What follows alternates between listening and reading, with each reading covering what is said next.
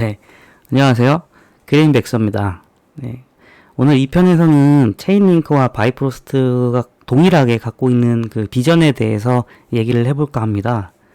첫 번째로 그 얘기에 앞서서 다시 한번 비트코인에 대한 얘기를 안 할 수가 없는데요. 그 이유는 비트코인이 가지고 있는 그 블록체인의 스타트, 선점 효과를 갖고 있기 때문입니다. 여러분들은 비트코인이 가치가 높다라고 생각을 하신다면 도대체 어떤 이유 때문에 가치가 높다라고 생각을 하십니까? 아마 대부분이 다 아실 겁니다. 그게 바로 비트코인이 처음 나왔기 때문이죠. 블록체인에서. 그게 벌써 15년 정도가 되어 가는데, 이렇게 암호화폐에서 처음으로 나오고 이 비트코인으로 인해서 우후죽순 정말 많은 암호 자산 블록체인 시장이 만들어졌잖아요. 이런 걸 보면 비트코인이 갖고 있는 파급 효과, 그 선점 효과 덕분에 이렇게 많은 가치를 낼 수 있지 않았나 생각을 합니다.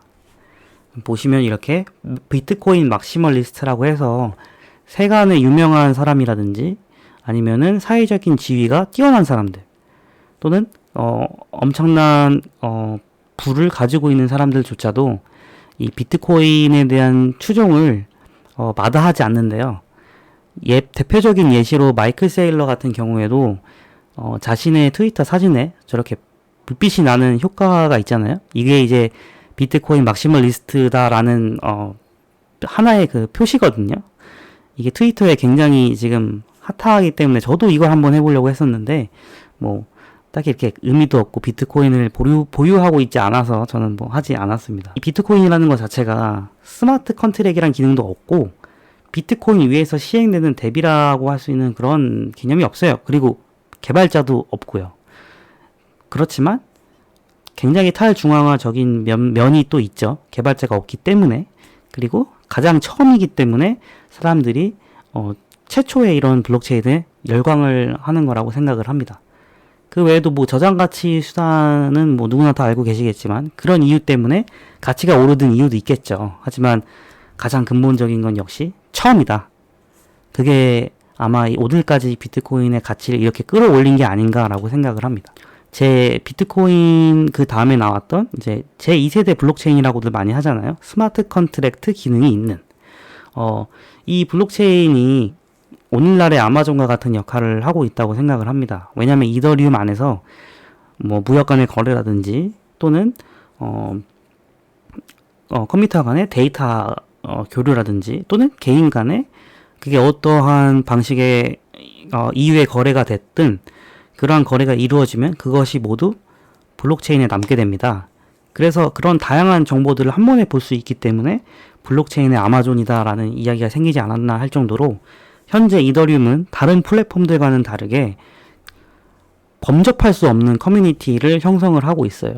그게 바로 여러분들이 흔히 알고 있는 에이다나 폴카닷이 넘지 못하는 그 이더리움의 장점이 아닐까 생각을 하는데요. 그래서 세간에 아니면 또 다른 분들은 이 세 개의 프로젝트 중에 어떤 것이 우세하고 앞으로 어떤 것이 시장을 이끌어 나갈까라고 생각을 하시는 분들도 계시지만 사실은 이더리움과 그 기타 다른 플랫폼들은 비교가 되기가 쉽지 않지 않나라고 저는 개인적으로 생각을 합니다. 왜냐하면 아까 말씀드렸다시피 처음이니까요. 네. 그러면은 체인리크도 그러한 선점 효과가 있는 블록체인이고 그러면 일단 체인링크에 대해서 정확하게 한번 짚어보기 위해서 한번 제가 어느 정도의 랭크가 되어 있는지 어제 자료를 한번 찾아봤거든요. 근데 이게 15위에 있어요. 그리고 그 위에 아래에는 라이트코인이랑 뭐 스텔라 루멘 또는 솔라나도 있고요. 또 위에 가보시면 테더부터 해서 XRP, 뭐 폴카닷 정말 많이 있습니다. 네노라 하는 시총 높은 코인들 사이에서 체인링크가 자리를 잡고 있고요. 그리고 이 시총은 꽤나 오랫동안 지속이 되어 왔습니다. 네, 그 점을 가장 유익 있게 생각해 보시면은 왜 체인링크가 이렇게까지 곽강받을 수 있는지를 여러분들이 한번 힌트를 찾아보고 싶은 그런 생각이 들지 않을까 싶어요. 많은 프로젝트 코인들이 순간적인 펌핑으로 인해서 100위 안에, 50위 안에까지 들어오다가 다시 또 그 펌핑이 끝나면 뭐 나락으로 내려가는 경우가 허다하거든요. 근데 체인링크는 그러지 않았다라는 거. 그리고 그러한 선점 효과는 도대체 무엇이 있었는지 되게 살펴보시면은 아마 아실 거예요. 파트너십이 굉장히 많다라는 거. 이 점이라든지 아니면 오라클 솔루션이라는 그런 우수한 테크를 보유하고 있다라는 것들. 그 다음에 기타 플랫폼들하고는 조금 다른 방식으로 이 암호화폐 생태계에 접근하였다. 뭐 요 정도 세 가지가 되지 않을까 싶어요. 거기에 플러스 알파로 체인링크는 독특한 선점 효과를 갖고 있다. 그 선점 효과에 의해서 이 시장을 저는 독점하고 있다라고까지 생각을 하거든요. 지금 이게 보시면은 작년 거예요. 이게 체인링크 파트너십을 맺은 업체들이거든요. 이게 블록체인 업체들만 있는 것이 아닙니다. 뭐 구글사도 여기서 찾아보실 수가 있고요. 인텔사도 있고요. 그 외에 정말 내노라 하는 기업들이 또 내노라 하는 그 높은 고시총들의 블록체인 기업들이 이 체인링크하고 파트너십을 맺고 있어요. 그게 바로 이 오라클 솔루션 때문이거든요. 어쨌든 플랫폼들은 만들어졌으면 이 오라클 솔루션이 매우 중요합니다. 그래서 제가 이제 앞으로 잠깐 오라클 솔루션이 도대체 무엇인지를 설명을 드리려고 하는데 굉장히 간단하게 드릴 거예요. 자세한 거는 이 유튜브 채널에 코인복지사님의 그 체인링크에 관한 이야기가 아마 있을 겁니다. 거기에 보면은 좀 더 자세하게 나오는데 간단하게 여러분들 뭐 피파라든지 스포츠 게임을 하시다 보면은 그거에 합당한 그 선수의 카드가 있잖아요. 지금 이 카드는 제가 인터넷에서 가져온 자료고요. 제가 설명을 하려고 하는 예시는 이 칠리즈입니다. 이 칠리즈는 프리미어 리그라든지 그 유럽에 있는 축구 관련 스포츠에 대해서 NFT를 사업을 추진하고 있는 기업이거든요. 아마 대부분 다 이 칠리즈라는 기업은 아실 거예요. 이 칠리즈조차도 체인링크의 오라클 솔루션을 채택을 했습니다. 그 이유가 뭐냐면 NFT를 가령 예를 들면 호날두 선수가 그 날에 3골 그리고 3어시스트를 기록을 했어요. 그러면 이것이 누군가 중간에서 중개자가 기입을 해야 될 거 아닙니까? 근데 그러지 않고 체인링크가 24시간 서버를 구현을 하면서 그 값을 정확하게 책임감 있게 나눠줘야 되는 거예요. 사람이 하지 않고 중간에 컴퓨터 언어로. 이렇게 해서 게임에서 일어났던 일들을 현실 세계와 연결해주는 오라클 솔루션이 필요한 거거든요. 이 기술이요, 별거 아닌 것처럼 느껴질 수 있어도 한 번의 실수로 인해서 많은 어떤 리워드라든지 보상 체계가 달라지게 될 수 있습니다. 이게 굉장히 엄청난 거죠. 여기에 어떤 허점이라든지 많은 그 부담스러운 트랜잭션을 하다 보면은 분명히 어느 부분에서 오류가 나거나 뻥이 날 겁니다. 그런 부분에 오차 없이 해결을 해줘야 되기 때문에 어떻게 보면 정말로 중요한 부분일 수가 있는 거죠. 그 일을 현재 체인링크가 해내고 있고, 그리고 그 일에 대해서는 현재 그 기타 다른 라이벌 플랫폼들은 거의 뭐 체인링크의 시총 절반도 따라오지 못하고 있다고 저는 그렇게 생각이 됩니다. 왜냐하면 체인링크는 선점 효과를 이미 갖고 있고 여기에 대해서 독점도 하고 있는 것처럼 보여지거든요. 보시면은 이게 바로 선점 효과, 그로 인해 나타나는 독점입니다. 오라클 솔루션의 기술을 쓰고 있는 블록체인인들인데요. 저는 딱 여기에서 보면 몇 가지 밖에 몰라요. 첫 번째 체인링크고요. 두 번째는 이 밴드 프로토콜이라고 해서 나름 펀디멘탈이 있는 블록체인입니다. 이거는 이제 여러분들이 코인베이스에 가도 구매를 할 수 있는 코인인데요. 그 외에는 뭐 우마라든지 뒤에 뭐 또 토르라든지 뭐 여러 가지 그 오라클 솔루션을 구현해주는 블록체인이 있지만 대부분은 다 체인링크랑 하고 싶어 합니다. 파트너십을. 왜 그럴까요? 아마 독보적이기 때문에 그렇지 않을까 싶어요. 왜냐하면 이게 신뢰라는 것이 그냥 생기는 게 아니라 누군가가 뒷받침하고 있다, 누군가와 파트너십을 맺고 있다 라고 했었을 때 이용자들이 더 신뢰할 수 있는 그런 브랜드가 끼게 되면은 더 상승 효과를 불러일으킬 수가 있거든요. 그렇기 때문이라도 아마 체인링크와 협업을 하고 싶어하는 기업들이 정말 많을 거예요. 그래서 이렇게 지금 플랫폼들이 많잖아요. 이거는 재작년 거라 사실 뭐 지표가 그렇게 좀 현실성이 좀 떨어지긴 하는데, 이더리움부터 해서 트론, 온톨로지, 그다음에 카더노까지 이렇게 많은 플랫폼에서 구현이 되고 있는 덱들이 있을 겁니다. 그런데요, 체인링크는 그 어느 곳에서 종속되지 않아요. 여러분들이 이거를 잘 캐치를 하셨으면 좋겠습니다. 이 이유는 그 말은 즉, 체인링크는 그 어디에 내놓아도 파일을 다 가져갈 수가 있다라는 거예요. 이 부분이 정말 매력적이지 않으세요? 이 부분 때문에 사실 어느 플랫폼에 투자해야 될까라는 그 프로토콜 피벗에 대해서 여러분들이 고민하시는 것보다 체인링크와 같이 좀 더 안정적이고 또는 미래에 대해서 이미 거의 뭐 독점을 하다시피 하고 있잖아요. 이렇게 승승장구하는 프로토콜이 있다면, 그런 플랫폼이 있다면 그것에 대해서 투자를 하는 것이 아마 좀 장기적으로 봤었을 때 좀 덜 위험하지 않을까, 이런 생각도 한편으로는 하거든요. 물론 그렇다고 해서 이더리움이라든지 그 다른 좋은 플랫폼에 있는 투자 자금을 빼서 이쪽으로 옮기라는 이야기는 절대 아닙니다. 다만 이러한 테크를 갖고 있는 블록체인 스타트업을 찾아와서 여러분들이 조금의 시드라도 한번 보태준다면 아마 결과가 그리 나쁘지 않을 거라고 생각을 하거든요. 왜냐하면 포트가 더 체계적이고 더 큰 그림을 바라보면서 투자를 하게 되는 거니까요. 모든 플랫폼들이 다 체인링크를 원하고 있잖아요. 그래서 저는 이 체인링크라든지 다른 어떤 기술들을 갖고 있는 스타트업 기업들을 찾아보면서 도대체 어떻게 하면 생태계를 바꿀 수 있을까, 그런 걸 고민하는 기업들을 찾아보게 되면서 한편으로는 이제 체인링크 지금 모델을 살펴봤잖아요. 그러다 보니까 이분이 생각이 나더라고요. 이 피터 티라는 분이 쓴 책인데, 제로 투 원이라고 해서 이제 경쟁하지 말고 독점하라라는 문구가 생각이 났습니다.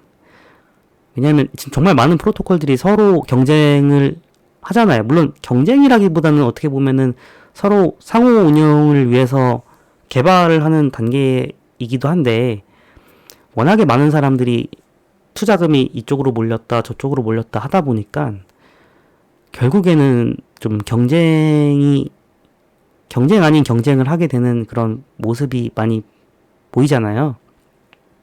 그것에 비해서 체인링크 같은 모델은 이렇게 기술에 대한 솔루션을 제공을 해주면서 모든 플랫폼한테 자신들의 체인링크 네이티브 커런시를 시장에 공급해주고 있습니다. 이런 게 어떻게 보면 똑똑한 그런 액션이 아닐까, 저는 그렇게 생각을 하거든요. 그래서 바이프로스트에 대해서도 여러분들이 한번 어떤 문제가 있는지 생각을 해보고, 그럼 바이프로스트는 어떻게 이 문제에 대해서 접근을 하느냐에 대해서 한번 제가 설명을 좀 드릴까 해요. 그래서 이더리움, 이게 제가 사진을 지금 인터넷에서 가져왔거든요. 이게 트럭이 이더리움이고요. 그리고 위에 있는 것들이 그 이더리움이 감당하기 힘들 정도의 뎁의 양입니다. 네. 이러다 보니까 이 뎁들이 여기 안에서 트랜잭션이 일어나는 순간 가스비는 미친 듯이 오를 수밖에 없어요. 그리고 속도는 매우 현저하게 느려질 거고요. 그 다음에 확장성도 문제가 생깁니다. 이러한 문제 때문에 이더리움이 뭐 포우에서 포스로 업데이트를 하려고 하고 있고요. 아니면은 레이어 2 솔루션 같은 거를 찾아봐서 뭐 매틱이라든지 괜찮은 프로젝트가 있으면은 어떻게 해서든 이더리움의 확장성에 대해서 문제를 풀려고 노력을 하고 있어요. 계속 업데이트를 진행 중입니다. 그럼에도 사실상 이 디앱의 속도는 제가 봤었을 때는 전혀 그렇게 나아질 기미가 보이지 않아요.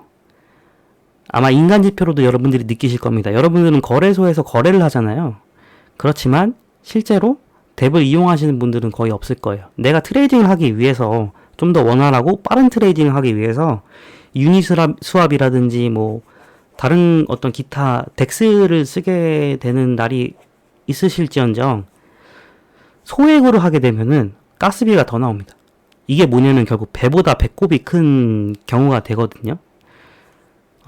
그래서 지금 보시면 다시 뒤로 넘어가시면은 이오스라든지 트론, 온톨로지 그리고 이더리움 이제 정말 많은 이 덱들이 존재를 하는데 이 덱을 하나 쓰기 위해서 이더리움이라는 코인을 구입을 해서 트랜잭션을 만들어야 되는지 아니면 다시 또 이오스로 가서 이오스에 마음에 드는 디앱이 있으면 또 이쪽으로 가서 이오스의 네이티브 커런시를 구입을 해서 이거를 써야만 하는지 정말 굉장히 번거롭다는 생각이 드실 거예요. 그러면은 디앱 개발자조차도 도대체 내가 어느 메인넷에 올려서 구동을 시켜야 될까에 대한 고민에 빠집니다. 실제로 이더리움 위에서 디앱을 구동시키지 않으면 많은 사용자들이 자기의 디앱을 모를 거예요. 자기가 부모의 입장으로서 자신의 자식이 그러한 관심을 못 받는 것을 원하지 않겠죠. 그렇다면은 이더리움에 올리자니 또 가스비가 많이 나와요. 그래서 이오스가 더 빠르잖아요. 이오스에 올리자고 하니 이오스는 생태계 커뮤니티가 이더리움에 비해서 매우 작습니다. 이런 것들을 개발자가 사실 고민을 하지 않고 개발을 해야 되는 거거든요. 정상적인 탈중앙화 블록체인이라면. 근데 사실상은 그렇지 못하다는 거예요. 현재 기술로는. 그러다 보니까 여기에 대한 솔루션을 바이프로스트가 제공을 하려고 하는 겁니다. 네. 여기까지 보시면은 아마 이제 지금 이 사진 같은 경우에 덱이라는 게 존재는 하는데 한 곳에 종속되어 있어서 갇혀버린 거예요. 저는 이게 죽은 것과 다름이 없다고 생각을 하거든요. 개발자들은 계속 개발을 하려고 해요. 그러나 실제로 플랫폼은 그들이 그렇게 구동되도록 놔둘 수가 없습니다. 왜냐하면 너무나도 많은 덱이 자기 어깨에 올려져 있거든요. 그리고 이걸 감당하기에는 정말 힘들어요. 더군다나 불안정해요. 어느 순간 덱에서 구동되고 있는 그 메인넷이 멈춰버려서 트랜잭션이 불가능해요. 그렇게 되었을 때 덱에서 구동 중인 게임들 또는 뭐 디파이 시장들 다 어떻게 구동이 되죠? 중앙 서버가 터지면 예를 들어서 넥슨 게임에서 중앙 서버가 터지면 넥슨 관리자들이 와서 서버를 다시 구축한다든지 아니면 거기에 대한 AS를 합니다. 중앙에 책임자가 있는 거예요. 근데 이 블록체인은 탈중앙하지 않습니까? 그러면은 거기에 대한 어떤 수정이라든지 보완을 하는 게 굉장히 느릴 수밖에 없어요. 왜냐면 서버는 우리가 가스비를 내고 이용을 하고 거기에 대한 내용들은 다 우리 컴퓨터 장부에 있기 때문이죠. 그러다 보니까는 안정성도 굉장히 떨어지는 거예요. 계속 생각을 하다 보면 도저히 이 덱에 대한 미래가 보이지가 않습니다. 매우 불투명하다고 생각을 했거든요. 그래서 그럼 이런 문제를 어떻게 하면은 우리가 풀 수 있을까? 자본주의는 저는 그렇다고 생각을 합니다. 내가 좀 어려운 부분이 있잖아요. 불편한 부분이 있으면 그것을 가만히 놔두지 않고 누군가는 그 불편한 문제들을 해결을 해요. 그럼 거기에 대한 보상을 주는 것이 저는 자본주의다라고 생각을 하거든요. 그래서 내가 어려워하던 부분들, 내가 불편해하는 것들을 최적화시켜 주어서 거기에 대한 불편함을 편리함으로 바꿔주는 거, 서비스를 제공해주면 거기에 대한 보상을 당연하게 받게 된다고 생각을 합니다. 그래서 오라클 솔루션 체인링크가 그렇게 번성을 하고 지금까지 이렇게 커왔던 거고요. 그래서 디앱이 이렇게 많이 만들어진과 동시에 우리도 이 디앱을 구현할 수 있는 솔루션들이 필요합니다. 네. 그래서 저는 그 솔루션이 바이프로스트라고 생각을 하고요. 그 바이프로스트가 내세우는 솔루션은 디앱에 대한 구동을 원활하게 하는 것이 이들의 목표거든요. 그래서 예를 들면 내가 디앱이라는 거를 이더리움에서만 구현할 수 있는 게 아니라 이더리움에 있는 디앱을 이오스로 또는 트론으로 또는 카카오톡의 클레이튼으로 가져와서 얼마든지 이 장점을 효율적으로 쓸 수 있도록 하는 것이 바이프로스트가 갖고 있는 기능입니다. 그래서 이 부분에 대해서 다음 편에서 과연 바이프로스트가 디앱을 어떻게 구현을 해서 더 효율적으로 다룰 수 있는지 그리고 그러한 원리가 어떻게 작동이 되는지 이 회사에 대해서도 좀 더 알아볼 거고요. 다음 편에서는 좀 더 자세하게 바이프로스트에 대한 이야기를 하도록 하겠습니다.